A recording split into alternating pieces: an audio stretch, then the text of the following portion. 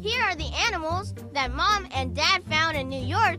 Some were at the zoo, and some were near the parks or the seaport. The leopard, the monkey,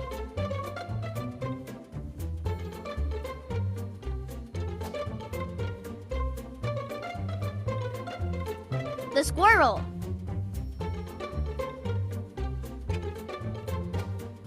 tropical parrot,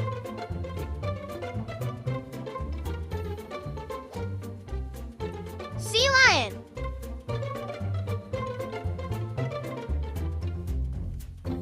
seagull.